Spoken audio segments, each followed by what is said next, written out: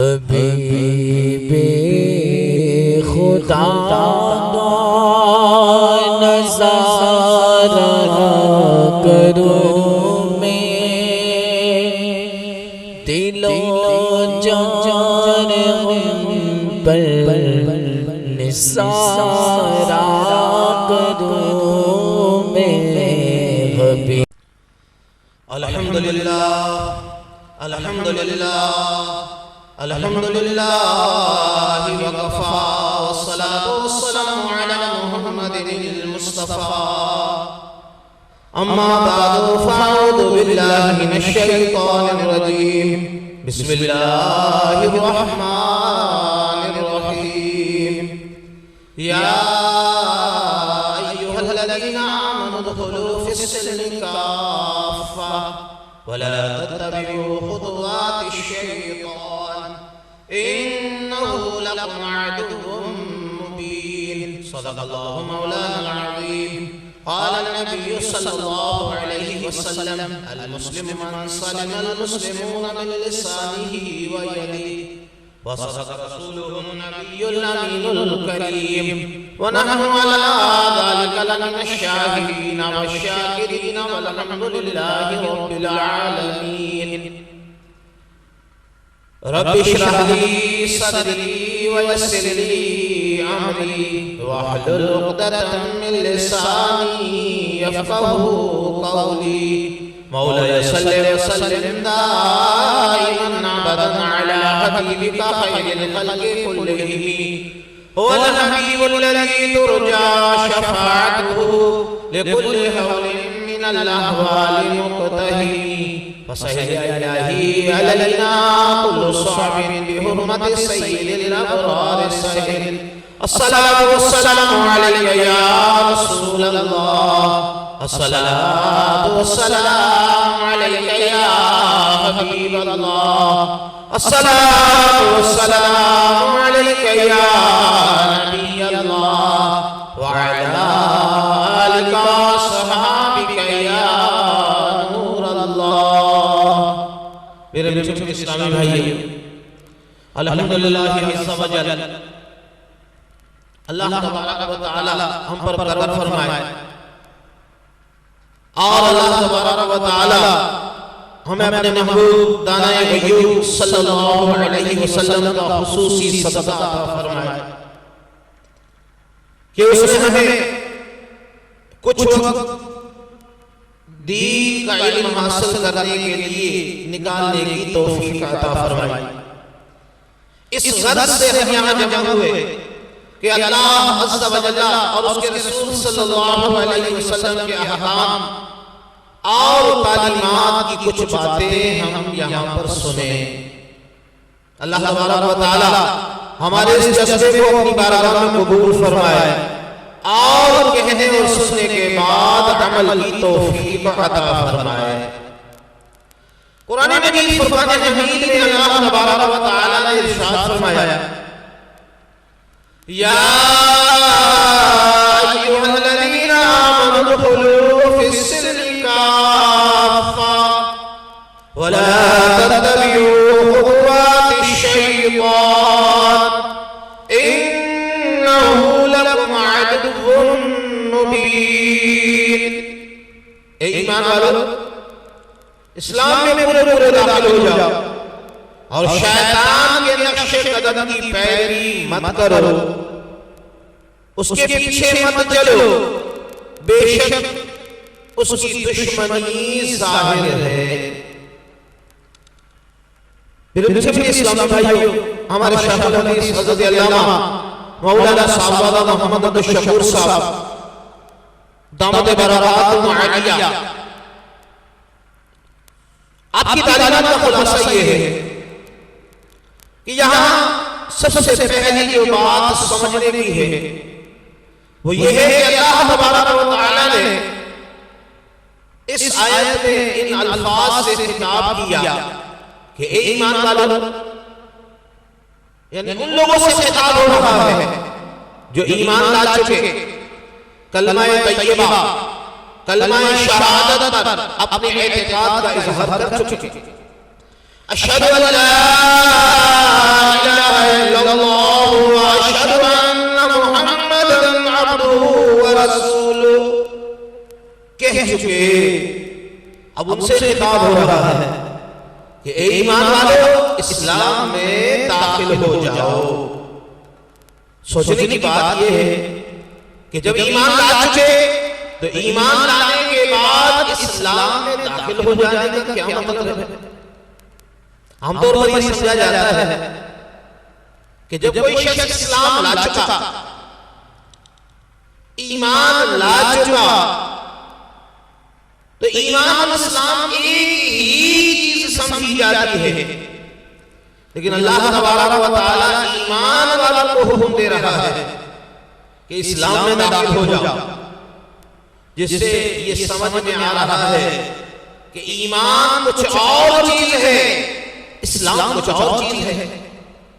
और ईमान लाने के बाद इस्लाम में दाखिल होना भी जरूरी है। तो पहली बात तो समझने की ये है कि इस्लाम क्या है। ईमान वालों को इस्लाम में दाखिल होने की जो दावत दी जा रही है, उससे क्या मुराद है? इस्लाम किसको कहते हैं? इस्लाम अरबी जुबान का लफ्ज है। इस्लाम के माना है अपने आप को किसी के आगे झुका देना, किसी बड़ी ताकत के सामने अपना सरे तस्लीम खम कर देना, अपने आप को उसका ताबे बना लेना। मेरे मीठे मीठे इस्लामी भाइयों, अल्लाह रब्बुल आलमीन जल्ल व अला ने ईमान वालों को हुक्म दिया है कि ईमान वाला अपने आप को भी, अपनी ख्वाहिशात को भी, अपनी मर्जियात को भी, अपने ज़ाहिर को भी, अपने बातिन को भी अल्लाह अज़्ज़ा व जल्ला और उसके महबूब सल्लल्लाहु अलैहि वसल्लम की मर्जी के मुताबिक झुका दे। जब तक ये नहीं होगा, उस वक्त तक इंसान सही माना में इस्लाम के अंदर दाखिल नहीं होगा। मेरे मीठे मीठे इस्लामी भाई, इस्लाम में दाखिल हो जाने का मतलब क्या है? पूरा दाखिल हो जाने का मतलब क्या है? जब हम ये कहते हैं कि साहब हमने नमाज पढ़ ली, रोजा रख लिया, ज़कात दी, हज कर लिया, इबादतें अंजाम दे दी, जब मस्जिद में दाखिल हुए तो मुसलमान, लेकिन जब बाजार पहुंचे, दफ्तर पहुंचे या घर पहुंचे तो वहां मुसलमान नहीं। हालांकि अल्लाह तआला ने फरमाया कि इस्लाम महज इबादतों का नाम नहीं कि सिर्फ इबादतें अंजाम दे दे तो मुसलमान हो गया, बल्कि अपनी पूरी जिंदगी को अल्लाह अज़्ज़ा व जल्ला के हुक्म के ताबे बनाने का नाम इस्लाम है।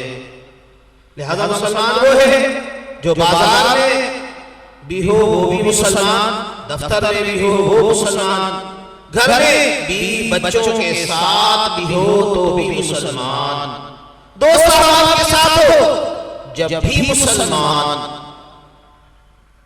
बदकिस्मती से आज हमारा वो तबका जो अपने आप को तालीम याफ्ता कहता है, जिसने ज्यादातर अपना वक्त स्कूल, कॉलेज और यूनिवर्सिटी में गुजारा है, उसके नजदीक नमाज रोजे का नाम ही दीन है। हालांकि इस दीन इस्लाम की अल्लाह तबारक व तआला ने 5 हिस्से बताए हैं। इन 5 हिस्सों पर दीन मुश्तमिल है। नंबर 1 अकाईद, यानी अकीदा दुरुस्त होना चाहिए। नंबर 2 इबादत, यानी नमाज, रोजा, हज, ज़कात की पाबंदी करनी चाहिए। नंबर 3 मुआमलात, यानी खरीदो फरोख्त के मामलात और बेशरा के मामलात अल्लाह अज़्ज़ा व जल्ला के हुक्म के मुताबिक हो, नाजायज और हराम तरीके से पैसे न कमाए।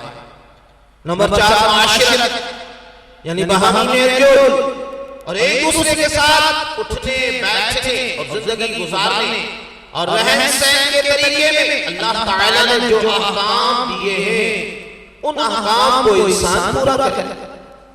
नंबर 5 अखलाक, यानी उसके बाद ये अखलाक जज्बात और ख्यालात दुरुस्त हों। आज हम मस्जिद में मुसलमान हैं, लेकिन जब बाजार पहुंचे तो लोगों को धोखा दे रहे हैं, अमानत में खयानत कर रहे हैं, दूसरों को तकलीफ पहुंचा रहे हैं, उनकी दिल आजारी कर रहे हैं, तो ये इस्लाम में पूरा दाखिल होना न हुआ। इसलिए कि इस्लाम का 1/4 हिस्सा इबादत है और 3/4 हिस्सा हुकूकुल इबाद से मुताल्लिक है। लिहाजा जब तक इंसान बंदों के हुकूक का लिहाज नहीं रखेगा, पूरा इस्लाम में दाखिल नहीं होगा। तो मेरे इस्लामी भाइयों, अल्लाह रब्बुल आलमीन जल्ला व अला ने एक इसको छोड़ कर सल्लल्लाहु अलैहि हबीब सल्लल्लाहु अलैहि मुहम्मद व अला आलिहि व अस्हाबिहि व बारक व सल्लम। तो इल्लल्लाह अस्तगफिरुल्लाह सल्लु अलैहि हबीब सल्लल्लाहु अलैहि मुहम्मद व अला आलिहि व अस्हाबिहि व बारक व सल्लम। मेरे मीठे इस्लामी भाइयों, तिरमिज़ी शरीफ की हदीस जो मुबारक आपके सामने तिलावत की है, हज़रत अबू मूसा अशअरी रज़ियल्लाहु तआला अन्हु से मरवी है। सरकार दो आलम नूर मुजस्सम रहमत आलमियान सल्लल्लाहु अलैहि वसल्लम ने इरशाद फरमाया, अल मुस्लिमु मन सलिम अल मुस्लिमूना मिन लिसानिही व यदिही।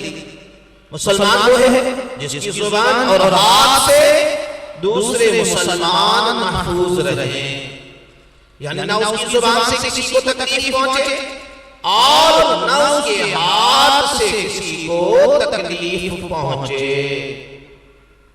मेरे मीठे इस्लामी भाइयों,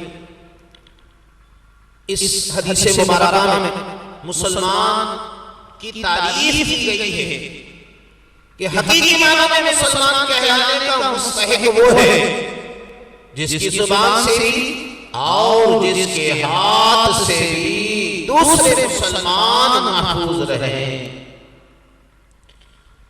जैसा कि आपने सुना कि दीन का 3/4 हिस्सा हुकूकुल इबाद से मुताल्लिक है। अल्लाह तबारक व तआला ने कुरान मजीद फुरकान हमीद में मुआशिरत के अहकाम बयान करने का बड़ा अहतमाम किया है। सूरह नूर पारा नंबर 18 में अल्लाह तबारक व तआला ने घर में आने जाने के अहकाम बयान फरमाए हैं, जबकि सूरह हुजरात पारा नंबर 26 में एक मुसलमान का दूसरे मुसलमान के साथ कैसा बर्ताव होना चाहिए, पूरा की पूरी सूरत अल्लाह तबारक व तआला ने मुआशिरत के मुताल्लिक बयान फरमाई है। अब देखिए अल्लाह तबारक व तआला ने सूरह नूर में इरशाद फरमाया, या अय्युहल्लज़ीना आमनू, ए ईमान वालों, ला तदखुलू बुयूतन गैरा बुयूतिकुम, तुम में से घर में कोई भी दाखिल ना हो जब तक हत्ता तस्तादिनु व तुसल्लिमू अला अहलिहा, जब तक इजाजत ना ले लो और घर वालों पर सलाम न भेज दो। यानी एक ईमान वालों, जब तुम घर में दाखिल होना चाहो तो पहले इजाजत तलब करो और उसके बाद उसके अहले खाना को सलाम भेजो। सरकार दो आलम सल्लल्लाहु अलैहि वसल्लम की बारगाह में एक सहाबी ने अर्ज किया, या रसूलल्लाह सल्लल्लाहु अलैहि वसल्लम, फिदा का अबी व उम्मी, मेरे माँ बाप आप पर कुर्बान जाए। या रसूलल्लाह सल्लल्लाहु अलैहि वसल्लम, क्या अगर घर में मेरी माँ है, जब भी मुझे अपनी माँ से इजाजत तलब करना पड़ेगी? आपने फरमाया हाँ। क्या तू अपनी माँ को उस हालत में देखना पसंद करेगा जिस हालत में तू उसको देखना पसंद न करता हो? इसलिए जब भी घर में दाखिल हो तो इस बात का ख्याल करे कि घर में दाखिल होने से कब इजाजत तलब करे, अहले खाना को सलाम भेजे ताकि घर वाले अपनी हालत को दुरुस्त कर ले। मेरे इस्लामी भाई, हमारे बुजुर्गों का एक तरीका है, आमतौर पर खानकाएं होती हैं जहां पर अल्लाह का जिक्र किया जाता है, अल्लाह के रसूल सल्लल्लाहु अलैहि वसल्लम की सुन्नतें सिखाई जाती हैं। तो हमारे बुजुर्गों को अगर पता ही चले कि जो तालिब है, जो इस खानका से जुड़ा हुआ है, उसके कुछ औराद और वज़ाइफ में कुछ कमी हुई है, तो वो उस पर नाराजगी का इजहार तो करते हैं, लेकिन अगर उनको ये पता चल जाए कि इस शख्स से हुकूकुल इबाद के मामले में कोई कोताही हुई है, इसने किसी इंसान के हक में कोई कोताही की है, माँ बाप बहन भाई बीवी बच्चे रिश्तेदार पड़ोसी, यहां तक के किसी जानवर को भी उसने अपनी जात से तकलीफ की है, तो फिर वो बुजुर्गों के नजदीक काबिले नफरत होता है। वो कहते हैं कि उस शख्स से नफरत हो जाती है जो शख्स हुकूकुल इबाद के मामले में कोताही करता है। मेरे इस्लामी भाई, अल्लामा साहबजादा मोहम्मद अब्दुल शकूर साहब दामद बरकातुहु आलिया, आपकी तालीमात का खुलासा ये है कि इमाम मोहम्मद गजाली अलैहि रहमान अहयाउल उलूम में नकल फरमाते हैं कि जानवर तीन किस्म के हैं। पहली किस्म के जानवर तो वो है जो अपनी जात से फायदा ही पहुंचाता है, मसलन गाय भैंस बकरी, वो दूध देते हैं, और जब दूध देना बंद कर देते हैं तो उनके गोश्त से और खाल से नफा उठाया जाता है। फरमाते हैं दूसरी किस्म के जानवर वो हैं जो सरासर नुकसान देते हैं, जैसे सांप बिच्छू, उनको जब भी मौका मिले वो नुकसान पहुंचाते हैं। और तीसरी किस्म के जानवर वो हैं जो न नफा देते हैं न नुकसान देते हैं, जैसे लोमड़ी गीदड़, न ये नफा देते हैं न नुकसान देते हैं। इमाम मोहम्मद गजाली अलैहि रहमतुल्लाह आप फरमाते हैं एक इंसान तो अशरफ मखलूकात है, या तो पहले किस्म का जानवर बन जा जो अपनी जात से सरासर फायदा ही पहुंचाता है, वरना कम अज कम तीसरी किस्म का जानवर बन कि जो अपनी जात से न फायदा पहुंचाते हैं न नुकसान। खुदा ना खास्ता अगर वो अपनी जात से अगर नुकसान पहुंचाता है तो गोया सांप और बिच्छू से ज्यादा तू मर्तबे में गिर गया है। मेरे इस्लामी भाइयों, अल्लाह तबारक व तआला हम पर करम फरमाए। यहां ये बात ध्यान में रख लीजिए, एक शख्स है नवाफिल व तस्बीहात का मामला मुख्तलिफ है उस शख्स के लिए। अगर एक शख्स सारी जिंदगी नमाज तहज्जुद अदा ना करे, कल क़यामत के दिन उससे बाज़ पुर्स नहीं होगी कि मेरे बंदे तूने नमाज तहज्जुद क्यों अदा नहीं की। इसलिए नमाज तहज्जुद हम पर फर्ज नहीं है, वाजिब नहीं है, लेकिन अगर किसी शख्स ने हुकूकुल इबाद में कोताही की है तो कल क़यामत के दिन उससे बाज़ पुर्स होगी। इसलिए कि अगर किसी बंदे के हक में कोताही की है, कल क़यामत का दिन होगा, जब तक वो उस बंदे का हक अदा नहीं करेगा, अल्लाह तबारक व तआला उसे अपनी बारगाह से छुटकारा नहीं अता फरमाएगा। मेरे मीठे मीठे इस्लामी भाइयों, मैं आपकी खिदमत में चंद बातें आपकी खिदमत में पेश कर रहा हूं। हमारे शेख हदीस सिराजुस सालिकीन, महबूबुल आरिफीन, हकीमुल मिल्लत हज़रत अल्लामा मौलाना साहबजादा मोहम्मद अब्दुल शकूर साहब दामत बरकातुहुम आलिया, जो मशाइख कादिया, नक्शबंदिया, नक्शिया, सोहरवर्दिया में आला मकाम रखते हैं, सैयदना फारूक आज़म रज़ियल्लाहु तआला अन्हु की औलाद में से हैं। आपकी तालीमात का खुलासा है, काश हम उसको अपने दिल के मदनी गुलदस्ते में सजा लें। इंशाअल्लाह अज़्ज़ा व जल्ला हम हकीकी मानों में मुसलमान बन जाएंगे और इंशाअल्लाह इसकी बरकत से हमारी दुनिया भी अच्छी हो जाएगी और हमारी कब्र भी जन्नत का बाग बन जाएगी। देखिए, मर्दों के लिए मस्जिद में जमात के साथ फर्ज नमाज पढ़ने की सख्त ताकीद आई है।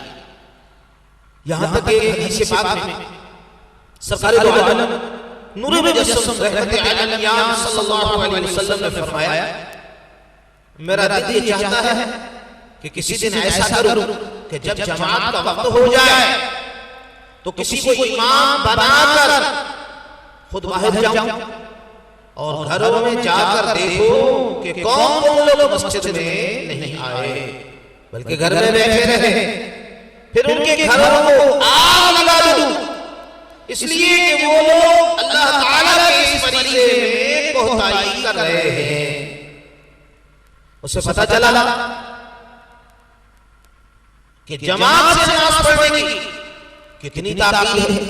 चुनांचे बाज़ फुक़हा ने जमात से नमाज पढ़ने को सुन्नत मुअक्किदा और बाद में नमाज को जमात के साथ अदा करने के लिए वाजिब करार दिया है। जमात से नमाज अदा करना कामिल और तना अदा करना नाक़िस है। और सरकार अलैहिस्सलातु वस्सलाम अपने इस अमल से भी इसकी अहमियत का इज़हार फरमाया। सरकार अलैहिस्सलातु वस्सलाम ने अपने ज़माने ज़ाहिरी हयात में जब आप सख्त अलीम थे, 17 नमाज़ें सैयदना अबू बकर सिद्दीक़ रज़ियल्लाहु तआला अन्हु ने उसकी इमामत फरमाई। आप सल्लल्लाहु अलैहि वसल्लम उस वक्त भी जब आप सख्त अलील हैं, 2 आदमियों के सहारे जमात से नमाज पढ़ने के लिए मस्जिद में तशरीफ लाए।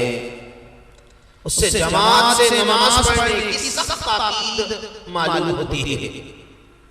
लेकिन दूसरी तरफ तमाम फुक़हा किराम का इस बात पर इत्तेफाक है कि अगर कोई शख्स किसी ऐसी बीमारी में मुब्तला हो जो लोगों के लिए घिन का बाइस है, जिसकी वजह से बदबू आती हो, ऐसे शख्स को मस्जिद में जाकर जमात से नमाज पढ़ना जायज नहीं। उसलिए नहीं कि जमात से नमाज पढ़ने का हुक्म उससे साबित हो गया, बल्कि जमात से नमाज पढ़ना जायज ही नहीं।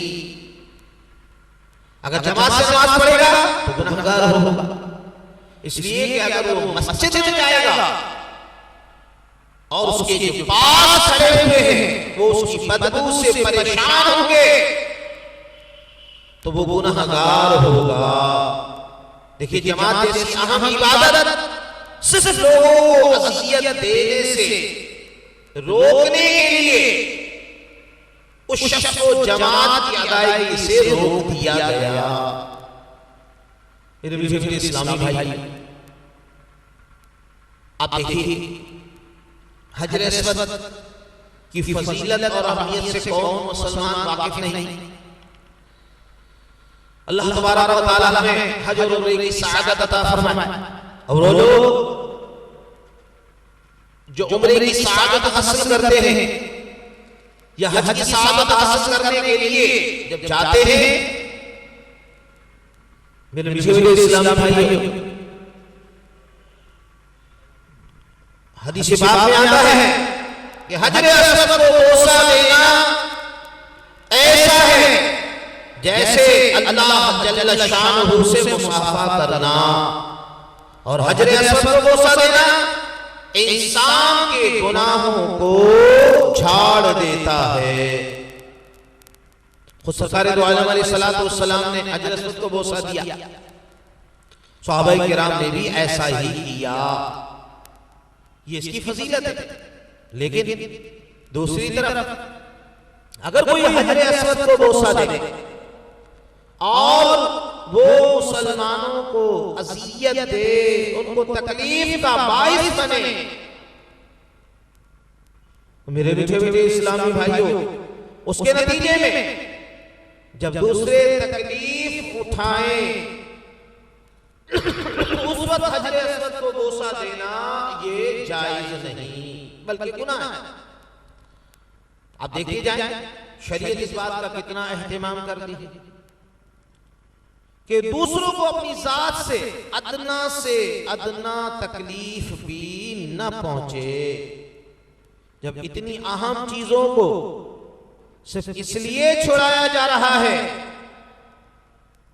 कि अपनी जात से दूसरों को तकलीफ ना पहुंचे, तो फिर नवाफिल और मुस्तहबात के जरिए दूसरों को तकलीफ पहुंचाना कहां से जायज होगा। सल्लु अलल हबीब सल्लल्लाहु अलैहि मुहम्मद व अला आलिहि व सहाबिहि व बारक व सल्लम। तूबू इलल्लाह अस्तगफिरुल्लाह। सल्लु अलल हबीब सल्लल्लाहु अलैहि मुहम्मद व अला आलिहि व सहाबिहि व बारक व सल्लम। तिलावत कुरान पाक एक अहम इबादत है और ये इतनी अहम इबादत है कि इसके एक हर्फ पर 10 नेकियां लिखी जाती हैं। गोया के तिलावत के वक्त नेकियों का खजाना जमा हो जाता है। और फरमाया सारे अस्कार और तस्बीहात में सबसे अफजल तरीन कुरान करीम की तिलावत है। और तिलावत में अफजल यह है कि बुलंद आवाज से की जाए।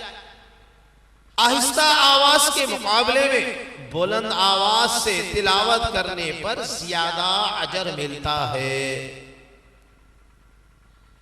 लेकिन अगर तुम्हारी तिलावत की वजह से किसी की नींद या आराम में खलल आ रहा हो तो फिर बुलंद आवाज से तिलावत करना जायज नहीं। आप सल्लल्लाहु अलैहि वसल्लम तहज्जुद की नमाज के लिए उठते, सारी उम्र कभी तहज्जुद कज़ा नहीं की। अल्लाह अज़्ज़ा व जल्ला और अल्लाह के रसूल सल्लल्लाहु अलैहि वसल्लम ने हम पर आसानी फरमाते हुए तहज्जुद की नमाज वाजिब नहीं फरमाई, लेकिन सरकार दो आलम अलैहिस्सलातु वस्सलाम पर तहज्जुद की नमाज वाजिब थी। आपने कभी तहज्जुद की नमाज कज़ा नहीं फरमाई। लेकिन हदीस शरीफ में आता है जब आप तहज्जुद की नमाज के लिए उठते तो आहिस्ता से उठते और आहिस्तगी से दरवाजा खोलते कि कहीं मेरे इस अमल की वजह से मेरी बीवी की आंख न खुल जाए, उनकी नींद खराब ना हो जाए। सारा कुरान और हदीस इस बात से भरा हुआ है कि अपनी जात से दूसरों को तकलीफ ना पहुंचाए और कदम कदम पर शरीयत ने इसका एहतिमाम किया है। फिर मीठे मीठे इस्लामी भाइयों, आप अंदाजा लगाइए अल्लाह के महबूब दाना ग़ुयूब सल्लल्लाहु अलैहि वसल्लम रहमतुल लिल आलमीन है, अल्लाह के महबूब हैं, कायनात के मालिक व मुख्तार हैं, लेकिन किस कदर वो एहतियात कर रहे हैं। ऐ काश नबी की मोहब्बत का दावा करने वाला, नबी की सुन्नत पर चलने वाला, नबी पाक साहिबे लालात सल्लल्लाहु अलैहि वसल्लम की गुलामी की मोहब्बत का दम भरने वाला, उसके लिए भी लाजिम है कि वो अपनी जात से दूसरों को तकलीफ न पहुंचाए। मेरे मीठे मीठे इस्लामी भाइयों, बहुत सारे इस्लामी भाई जब मस्जिद में नमाज अदा करते हैं तो ऐसी जगह पर नमाज पढ़ने के लिए खड़ा होना जो लोगों के गुजरने की जगह है जायज नहीं। आमतौर पर क्या होता है कि फर्ज नमाज अदा करने के बाद हम जगह बदलते हैं। ये जगह बदलना कैसा? तो जगह बदलना ये मुस्तहब है, फर्ज नहीं, वाजिब नहीं, सुन्नत नहीं, मुस्तहब है कि अगर जिस जगह पर हम अल्लाह के रसूल सल्लल्लाहु अलैहि वसल्लम का जिक्र करेंगे, कल वो जमीन का हिस्सा हमारे हक में गवाही देगा कि मालिक मौला इसने इस जगह पर तेरा भी जिक्र किया, तेरे महबूब सल्लल्लाहु अलैहि वसल्लम पर दुरूद व सलाम पढ़ा। तो ये मुस्तहब अमल है, फर्ज नहीं, वाजिब नहीं। लेकिन याद रख लीजिए, बाज इस्लामी भाई इस बात का बिल्कुल ख्याल नहीं करते। पूरी मस्जिद खाली पड़ी है मगर पिछली सफ में जाकर नमाज के लिए खड़े हो गए, नियत बांध ली। उसका नतीजा क्या हुआ कि गुजरने वाला या तो उसके पीछे से लंबा चक्कर काट कर जाए या नमाजी के सामने से गुजरने के गुनाह का इर्तिकाब करे। इस तरीके से नमाज पढ़ना ये जायज नहीं बल्कि गुनाह है। नमाजी के आगे से गुजरना कैसा? मेरे मीठे मीठे इस्लामी भाइयों, अल्लाह के महबूब दाना गयूब सल्लल्लाहु अलैहि वसल्लम फरमाते हैं अगर किसी को ये पता चल जाए कि नमाजी के आगे से गुजरना किस कदर खतरनाक गुनाह है तो वो 40 दिन, 40 महीने, 40 साल तक, रावी फरमाते हैं मुझे नहीं पता, मुझे याद नहीं कि दिन कहा, महीने कहा या साल कहा, वो खड़ा रहे, नमाजी के आगे से ना गुजरे। मेरे मीठे मीठे इस्लामी भाइयों, तो नमाजी के आगे से गुजरना इस कदर सख्त गुनाह है। इसलिए जब नमाज अदा करें तो इस बात का ख्याल करें कि हमारी जात से किसी को तकलीफ न पहुंचे। मेरे मीठे मीठे इस्लामी भाइयों, ये जो हदीस पाक में फरमाया अल मुस्लिमु मन सलिम अल मुस्लिमूना मिन लिसानिही व यदी, मुसलमान वो है जिसके हाथ और जुबान से दूसरे मुसलमान महफूज रहे। मुस्लिम का मादा है सीन लाम मीम और लफ्ज सलामती भी इसी मादे से और इन्हीं हुरूफ से मिलकर बना है। गोया इशारा इस बात की तरफ फरमा दिया कि मुसलमान के लफ्ज के अंदर सलामती दाखिल है।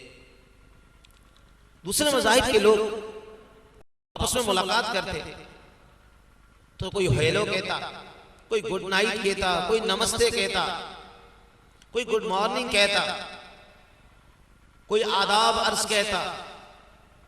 मुख्तलिफ लोगों ने मुलाकात के वक्त दूसरों को मुखातिब करने के लिए मुख्तलिफ अल्फाज इख्तियार कर रखे हैं।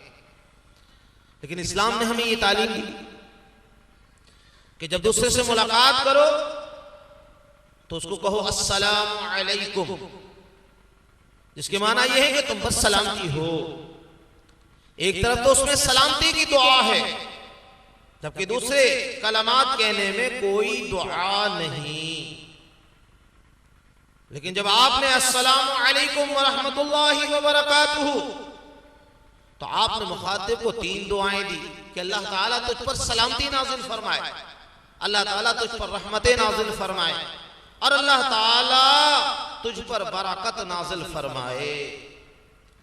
अगर एक मर्तबा का सलाम भी दूसरे मुसलमान के हक में अल्लाह की बारगाह में कबूल हो जाए तो सारी जिंदगी उसका बेड़ा पार हो जाए। मेरे मीठे मीठे इस्लामी भाइयों, दूसरा सबक ये जो सिखाया कि दो मुसलमान जब आपस में मिले तो जो चीज अल्लाह तबारक व तआला को सबसे ज्यादा मतलूब है वो ये है कि उसकी तरफ से उसके ऊपर सलामती हो, उसकी जात से उसको कोई तकलीफ न पहुंचे। और मुसलमान मुलाकात के वक्त सबसे पहले ये पैगाम दे दे कि ए मेरे भाई, मैं तुम्हारे लिए सलामती बनकर आया हूं, मैं तुम्हारे लिए अजाब और तकलीफ बनकर नहीं आया। मेरे मीठे मीठे इस्लामी भाइयों, सलाम करने के भी कुछ आदाब हैं। देखिए, अल्लाह तबारक व तआला ने हम पर करम फरमाया, हमें यहां पर सीखने के लिए तौफीक अता फरमाई।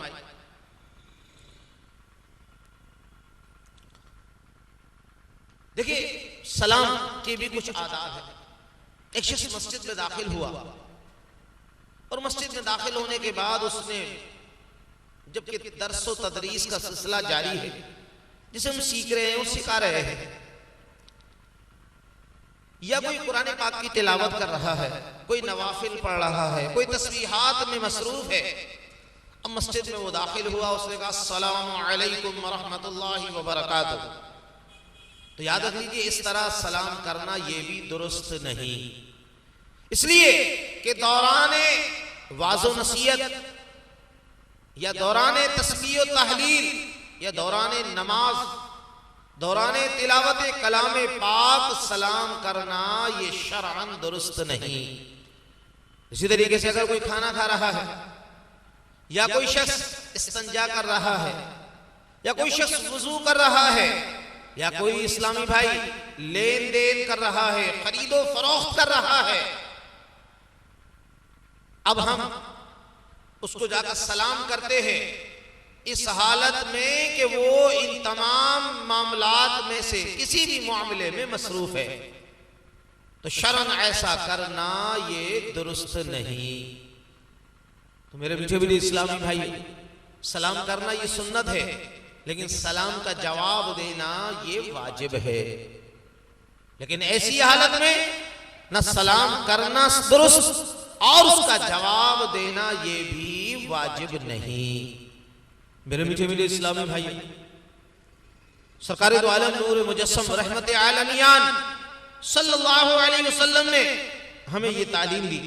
तिरमिज़ी शरीफ की हदीस है, किताब ज़ुहद में ये नकल है, अहिब्बा लिन्नासी मा तुहिब्बु लिनफ्सिका, यानी दूसरे के लिए वही बात पसंद करो जो अपने लिए पसंद करते हो।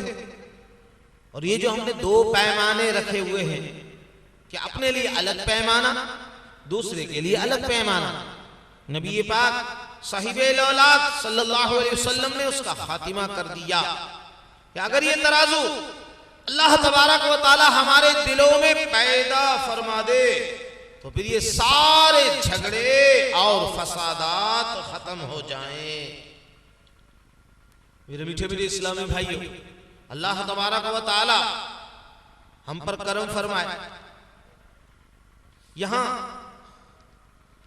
इस हदीस मुबारका में अल मुस्लिमु मन सलिम अल मुस्लिमूना मिन लिसानिही व यदिही, कि मुसलमान वो है कि दूसरे मुसलमान उसकी जुबान और हाथ से महफूज रहे।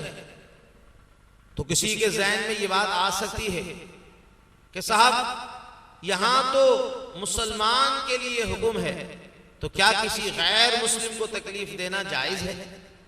नहीं मेरे मीठे मीठे इस्लामी भाइयों, ये बात दुरुस्त नहीं, क्योंकि हदीस में मुसलमान का जिक्र इसलिए किया गया कि मुसलमान जिस माहौल में रहते हैं वहां आमतौर पर मुसलमानों से ही उनका वास्ता पड़ता है, वरना ये हुक्म मुसलमान और गैर मुस्लिम सबके लिए बराबर है कि अपनी जात से गैर मुस्लिम को भी हालत अमन में तकलीफ पहुंचाना जायज नहीं। अलबत्ता काफिरों के साथ जहाद हो रहा हो, हालत जंग हो, तो चूंकि वो काफिरों की शान और शौकत तोड़ने का एक जरिया है, इसमें तकलीफ पहुंचाना जायज है। लेकिन जिन काफिरों के साथ हालत जंग नहीं है, उन काफिरों को तकलीफ पहुंचाना दुरुस्त नहीं। मेरे मीठे मीठे इस्लामी भाई, बास काम ऐसे हैं जिनको लोग जबान के जरिए तकलीफ देने के अंदर शुमार नहीं करते, हालांकि वो काम भी जुबान से तकलीफ देने के हुक्म में दाखिल है। मसलन वादा खिलाफी करना, हमने किसी से वादा कर लिया कि फुला वक्त आपके पास आऊंगा या फुला वक्त में आपका काम कर दूंगा, लेकिन वक्त पर वादा पूरा नहीं किया, जिसके नतीजे में उसको तकलीफ पहुंची। उसमें एक तरफ तो वादा खिलाफी का गुनाह और दूसरी तरफ दूसरे शख्स को तकलीफ पहुंचाने का भी गुनाह हुआ। ये जुबान से तकलीफ पहुंचाने के हुक्म में दाखिल है। मेरे मीठे मीठे इस्लामी भाई, हमारे शेख अल हदीस हज़रत अल्लामा मौलाना साहबजादा मोहम्मद अब्दुल शकूर साहब दामत बरकातुहुम आलिया, आपकी तालीमात का खुलासा ये है कि अब ईज़ा रसानी का एक और जरिया भी है, वो है टेलीफोन। और टेलीफोन से बढ़कर मोबाइल फोन है। टेलीफोन तो एक मखसूस मकाम पर लगा हुआ है, घर पर हो या दुकान पर हो, ये जिस मुकाम पर आपका कारोबार है उस जगह पर वो टेलीफोन लगा हुआ है। लेकिन मोबाइल फोन घर में भी है, बाजार में भी है, मस्जिद में भी है, यहां तक कि वॉशरूम में है, जब भी आपके मोबाइल फोन आपके साथ है। अब किसी ने टेलीफोन किया या मोबाइल पर बात की और उसने आओ देखा ना ताओ उसने लंबी गुफ्तगू शुरू कर दी और उसका ख्याल नहीं किया कि वो शख्स इस वक्त किसी काम में मसरूफ तो नहीं, उसके पास वक्त है या नहीं। हालांकि होना तो ये चाहिए कि वो पहले टेलीफोन करे, सलाम करे और फिर उससे इजाजत ले कि हुजूर मुझे आपसे काम है, चाहे वो दुकानदार है, चाहे डॉक्टर है, चाहे वो ताजिर है, चाहे वो मुलाजिम है। मेरे मीठे मीठे इस्लामी भाइयों, पहले उससे इजाजत तलब की जाए कि मुझे आपसे काम है, अगर आप इजाजत दें तो मैं आपसे कुछ गुफ्तगू कर लूं, वरना फिर मैं बाद में कोई मुनासिब वक्त मुझे दे दे, मैं उस वक्त आपसे बात कर लूंगा। लेकिन अब आओ देखा ना ताओ, हमने अपना मकसद मोबाइल पर शुरू कर दिया, बात शुरू कर दी। हालांकि याद रख लीजिए कि यह भी ईज़ा रसानी का एक जरिया है। इसी तरीके से लाउड स्पीकर का इस्तेमाल है कि लाउड स्पीकर पर तकरीर हो रही है, महफिल ज़िक्र नात। हालांकि हुक्म यह है कि जहां पर बयान हो या जहां पर महफिल ज़िक्र नात हो या जहां पर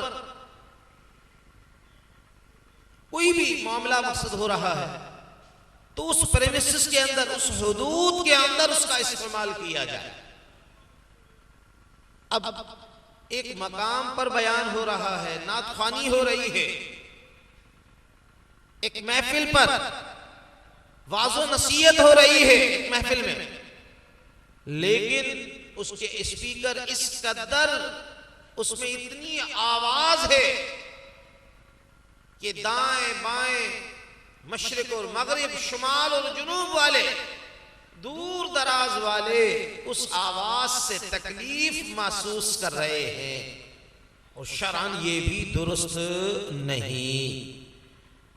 यानी जबरदस्ती हम पूरे महल्ले वालों पर इस बात को मुसल्लत कर रहे हैं, ये अमल भी जुबान के जरिए तकलीफ पहुंचाने में दाखिल है। अब अगर कोई मना करे कि साहब आप ऐसा न करें, तो उस पर तान किया जाता है, उस पर मलामत की जाती है। हालांकि याद रखिए कि शरअन ये दुरुस्त नहीं। सल्लु अलल हबीब सल्लल्लाहु अला मुहम्मद व अला आलिहि व अस्हाबिहि व बारक व सल्लम। तूबू इलल्लाह अस्तगफिरुल्लाह सल्लु अलल हबीब सल्लल्लाहु अला मुहम्मद व अला आलिहि व सहाबिहि व बारक व सल्लम। हदीस शरीफ में आता है सरकार दो आलम अलैहिस्सलातु वस्सलाम की खिदमत में अर्ज किया गया कि एक खातून है जो सारा दिन रोजा रखती है, सारी रात इबादत करती है, लेकिन वो खातून अपने पड़ोसियों को तकलीफ पहुंचाती है। वो खातून कैसी है? आपने जवाब दिया कि वो औरत दौस की है, जहन्नुम में जाएगी। इस हदीस को नकल करने के बाद इसकी तशरीह में फुक़हा किराम ने लिखा, उलमाए मिल्लत ने लिखा कि इस हदीस में उसकी शनाअत है कि जो लोगों को नाहक ईज़ा देते हैं, और इस मामलात का इबादत पर मुकद्दम होना भी मज़कूर है। यानी लोगों के साथ बर्ताव में दुरुस्तगी इबादत के मुकाबले में ज्यादा अहम है। फिर फरमाते हैं कि मामलात का बाब इतना मतरूक हो गया है कि आज कोई शख्स न दूसरों को सिखाता है और न सीखता है। ये भी के दीन का एक हिस्सा है। मेरे मीठे मीठे इस्लामी भाइयों, दूसरी चीज जिसका जिक्र इस हदीस पाक में किया गया, मिन लिसानिही व यदी, जुबान के साथ हाथ का तस्करा भी किया गया कि वो हाथ से किसी को तकलीफ न पहुंचाए। अब हाथ से तकलीफ पहुंचने की बात सूरतें तो जाहिर है, मसलन किसी को मारा, हर शख्स देखकर ये कहेगा कि उसने हाथ के जरिए तकलीफ पहुंचाई, लेकिन हाथ से तकलीफ पहुंचाने की बहुत सी सूरतें हैं कि लोगों को ईजा देने के अंदर शुमारी नहीं करते। हालांकि हाथ से ईजा देने की भी बेशुमार सूरतें हैं, और हदीस शरीफ में हाथ का जिक्र करके हाथ से सादिर होने वाले अफ़आल की तरफ इशारा किया गया। मसलन एक मुश्तरका रिहाइश है जिसमें हम दूसरों के साथ रिहाइश पजीर हैं, और इस मुश्तरका मकान में जो मुश्तरका इस्तेमाल की चीजें हैं, मसलन तौलिया रखने की एक जगह मुकर्रर है, हमने तौलिया इस्तेमाल करने के बाद बेजगह डाल दिया। इसका नतीजा ये हुआ कि जब दूसरा शख्स वुजू करके आया और तौलियों को उसकी जगह पर तलाश किया और उसको न मिला, अब वो तौलिया ढूंढ रहा है, उसको तकलीफ हो रही है, और ये जो तकलीफ उसको पहुंची ये हमारे हाथों की करतूत का नतीजा है। अगर हमने वो तौलिया उसकी सही जगह से उठाकर बेजगह डाल दिया, ये अजियत रसानी हुई, जो कि इस हदीस के तहत हराम है। ये तौलिए की एक मिसाल हुई, वरना चाहे मुश्तरका लोटा हो, साबुन हो, गिलास हो, झाड़ू हो, इनको अपनी मुकर्ररा जगह से उठाकर बेजगह रखना ईज़ा रसानी में दाखिल है। मेरे मीठे मीठे इस्लामी भाई, हम मस्जिद में गए नमाज के लिए,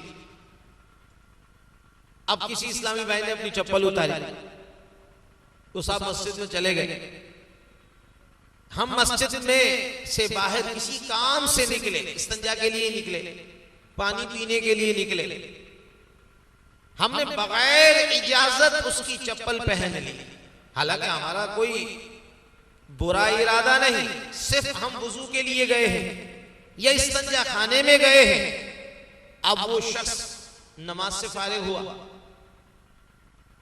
और नमाज से फारिग होने के बाद जब वो बाहर आया, अब उसे अपनी चप्पल नहीं मिली, अपनी जूती नहीं मिली। अब वो बड़ा परेशान, उसने बड़ा तलाश किया, और बसा औकात हमें इस्तिंजा खाने में इतनी देर हो गई कि वो शख्स मायूस होकर कि मेरी चप्पल गुम हो गई है या मेरी चप्पल चोरी हो गई है,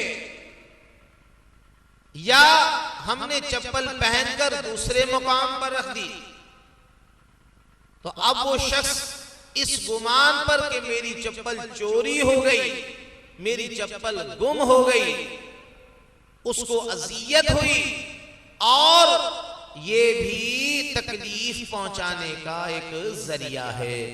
इसलिए मेरे मीठे मीठे इस्लामी भाई, काश हम इस तरफ भी तवज्जो दे कि किसी की चप्पल पहनकर इस्तंजा खाना जाना कैसा, या पानी पीने के लिए या मस्जिद से बाहर गए कि चलो भाई ये इस्लामी भाई तो कि नमाज में इनको देर लगेगी, बगैर इजाजत हम उसकी चप्पल पहनकर चले गए। अब जो उसने चप्पल तलाश की और उसे चप्पल नहीं मिली, मायूस हो गया कि मेरी चप्पल चोरी हो गई या गुम हो गई, उस सिलसिले में उसको जो अजियत हुई, ये बहुत खतरनाक मुआमिला है। अच्छा, एक बात और भी ज़हन में रख लीजिए कि मुश्तरका रिहाइश में ये जरूरी नहीं कि जिन लोगों के साथ हम रिहाइश पजीर हैं वो अजनबी हों, बल्कि अपने करीबी रिश्तेदार, मसलन बीवी, बच्चे, बहन भाई, माँ बाप, सब इसमें दाखिल हैं। आज हम लोग अपने करीबी रिश्तेदारों को तकलीफ पहुंचने का एहसास नहीं करते, बल्कि ये सोचते हैं कि अगर हमारे अमल से बीवी को तकलीफ पहुंच रही है तो पहुंचती रहे, ये हमारी बीवी तो है, या औलाद को या बहन या भाई को तकलीफ पहुंच रही है तो पहुंचा करे। अरे अगर वो तुम्हारी बहन या तुम्हारा भाई बन गया है तो उसने आखिर क्या खता कर ली, या कोई खातून तुम्हारी बीवी बन गई है, या ये बच्चे तुम्हारी औलाद बन गए हैं, तो उन्होंने क्या खता कर ली है कि अब तुम इनको तकलीफ पहुंचा रहे हो। हालांकि सरकार दो आलम अलैहिस्सलातु वस्सलाम की सुन्नत करीमा देखिए, ऐ सुन्नत के मत वालो, ऐ नबी की मोहब्बत का दावा करने वालों, इश्क़ मुस्तफा सल्लल्लाहु अलैहि वसल्लम का दम भरने वालों, सरकार दो आलम अलैहिस्सलातु वस्सलाम सारी जिंदगी तहज्जुद अदा करते रहे, लेकिन आपके मामूलात में से था कि आप आहिस्तगी से उठते, दरवाजा आहिस्ता से खोलते, ताकि मेरी किसी ज़ौजा को मेरे इस अमल से तकलीफ न पहुंचे। लिहाजा जिस तरह गैरों को तकलीफ पहुंचाना हराम, इसी तरह अपने घर वालों को, अपने बीवी बच्चों को भी तकलीफ पहुंचाना ये हराम। यहां एक और भी बात ध्यान में रख लीजिए, आमतौर पर हम रात को खाना घर पे खाते हैं भाई, दिन में तो खाना आदमी घर में ही खाता है, सुबह हो, दोपहर हो, रात हो। अब इतला के बगैर कहीं और चले गए, खाना भी वहीं खा लिया, वहां पर घंटों गुजार दिए, वक्त पर घर वापस नहीं पहुंचे। घर पर आपकी बीवी खाने पर आपका इंतजार कर रही है, परेशान हो रही है, क्या वजह पेश आ गई कि वापस नहीं आए, खाना लिए बैठी है, हमारा ये अमल गुनाह कबीरा है। इसलिए कि हमने उस अमल के जरिए ऐसी जात को तकलीफ पहुंचाई जिसको अल्लाह तबारक व तआला ने हमारी जात से वाबिस्ता कर दिया था। अगर हमें खाना किसी और जगह ही खाना था तो इसको इतला करके फारिग कर देते, उसको इंतजार और परेशानी में मुब्तिला न करते। लेकिन आज हम इस तरफ ध्यान नहीं देते, ये सोचते हैं कि हमारी बीवी तो है, वो हमारी मातहत है, अगर इंतजार कर रही है तो करे, हालांकि ये अमल गुनाह कबीरा, हराम और ईज़ाए मुस्लिम है। देखिए अल्लाह तबारक व तआला ने कुरान मजीद फुरकान हमीद में सिफारिश की है, वाशिरूहुन्ना बिल मारूफ, ऐ औरत तुझ पर हम कुर्बान, तेरे मनसब पर कुर्बान कि रब अज़्ज़ व जल्ला ने तेरी शान किस कदर बढ़ाई है। किसी की सिफारिश उसके माँ बाप करें, किसी की सिफारिश खानदान वाले करें, किसी की सिफारिश मिनिस्टर करे, लेकिन तेरा मर्तबा और तेरी शान और तेरे मुकद्दर इस कदर आला कि तेरी तारीफ और तेरी सिफारिश खुद रब्बुल जलाल करे। वाशिरूहुन्ना बिल मारूफ, कि अपनी बीवियों के साथ अच्छा सलूक करो, हुस्ने सलूक करो। याद रख लीजिए ये औरत का मनसब और मकाम है। इसलिए मेरे मीठे मीठे इस्लामी भाइयों, इस तरफ भी हमें तवज्जो देने की जरूरत है। काश ये छोटी छोटी बातें अगर इन पर हम तवज्जो दें तो अल्लाह तबारक व तआला हम पर खुसूसी मेहरबानी फरमा देगा। इसी तरीके से रास्ते को गंदा करना कैसा, मसलन सड़क पर चलते हुए हमने छिलका, ये गंदगी सड़क पर फेंक दी, अब इसकी वजह से किसी का पांव फिसल जाए, किसी को तकलीफ पहुंच जाए तो कयामत के रोज पकड़ हो जाएगी। और अगर उससे तकलीफ ना भी पहुंची लेकिन हमने कम से कम गंदगी तो फैला दी और इस गंदगी फैलाने का गुनाह होगा। हदीस शरीफ में आता है सरकार दो आलम अलैहिस्सलातु वस्सलाम ने सायादार जगह पर पेशाब करने से मना फरमाया। मेरे मीठे मीठे इस्लामी भाइयों, हमारे यहां तो ये होता है कि शादी ब्याह की तकरीब हो या महफिले वाज़ो नसीहत हो, बीच चौराहे में तख्त बिछा दिए जाते हैं, कनाते लगा दी जाती हैं, रास्ता ब्लॉक कर दिया जाता है। अब आने जाने वालों को जो तकलीफ हो रही है, अल अमान वल हफीज से मेरे मीठे मीठे इस्लामी भाइयों, कोई भी ऐसा काम जिसकी वजह से ईज़ाए मुस्लिम हो, मुसलमान को तकलीफ हो, शरअन वो दुरुस्त नहीं। पानी पिया और पानी फेंक दिया, सुबह फजर के वक्त कचरा उठाया और उठाकर रास्ते में फेंक दिया। आजकल गर्मियों का मौसम है, पर नाले लगे हुए हैं, गंदा पानी छत की सफाई की और वो गंदा पानी पर नाले के जरिए बाहर बहा दिया। अब उससे कितने इस्लामी भाइयों के कपड़े खराब हो रहे हैं। अलियाज़ु बिल्लाह, अल्लाह ताला अपनी पनाह अता फरमाए। मेरे मीठे मीठे इस्लामी भाइयों, हमें इस तरफ भी तवज्जो देने की जरूरत है कि खुदा ना खास्ता हमारी जात से अगर किसी को तकलीफ पहुंची तो कल कयामत के दिन उसकी सख्त बाज पुरस हो जाएगी। यहां एक बात और भी ज़हन में रख लीजिए कि किसी को ज़हनी तकलीफ देना यह भी हराम।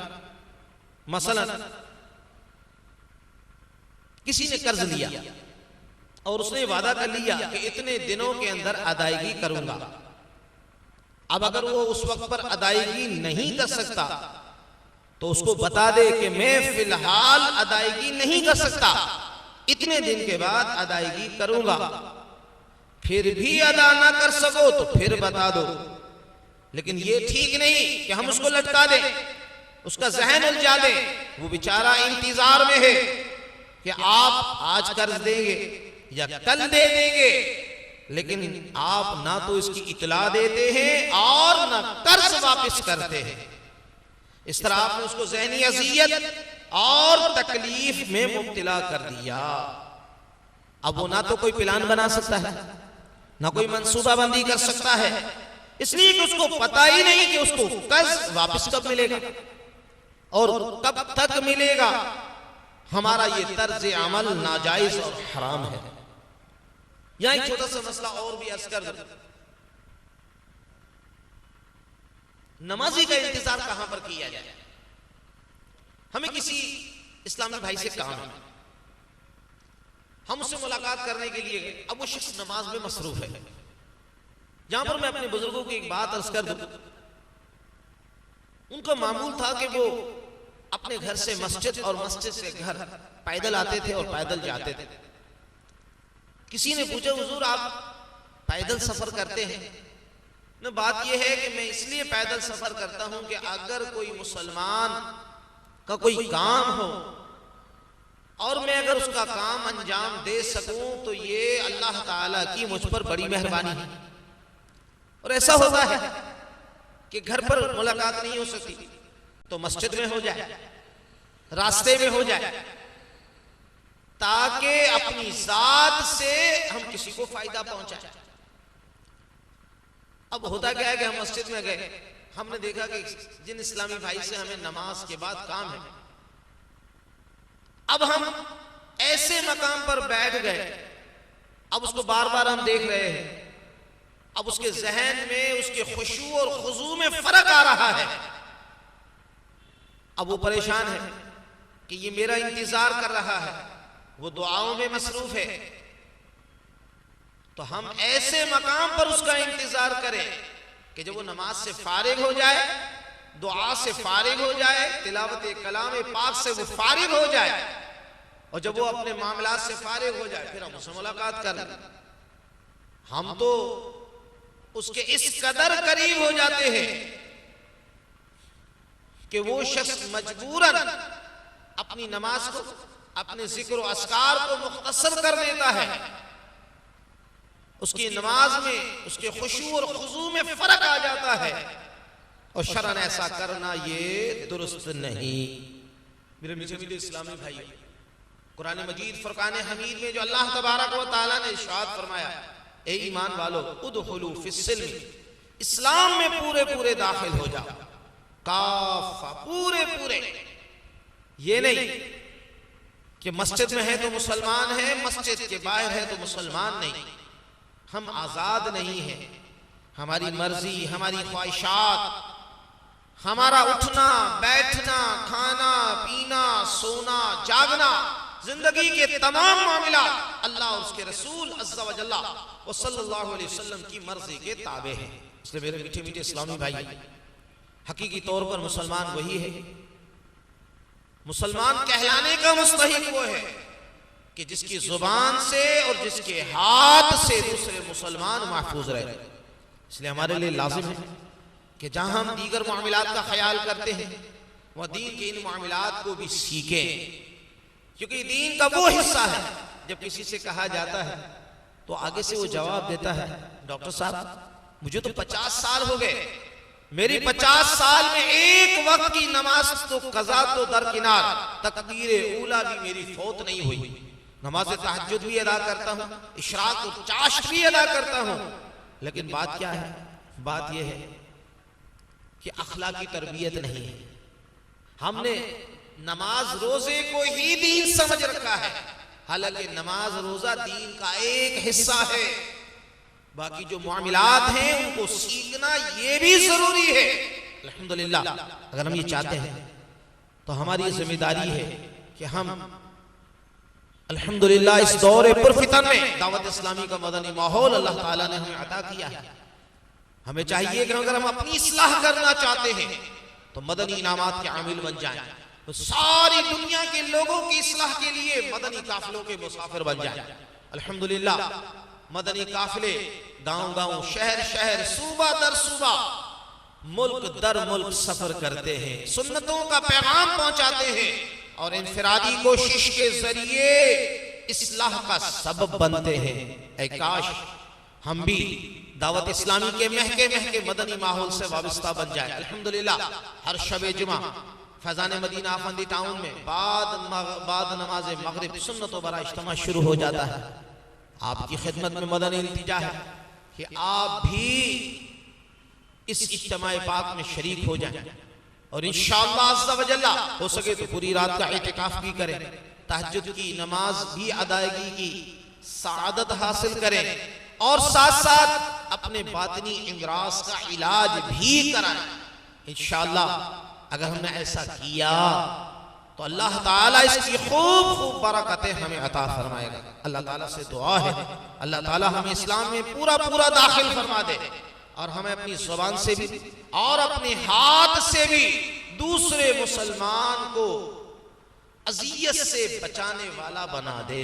अल्लाह ताला हमें अपने महबूब के गुलामों में शामिल फरमा ले।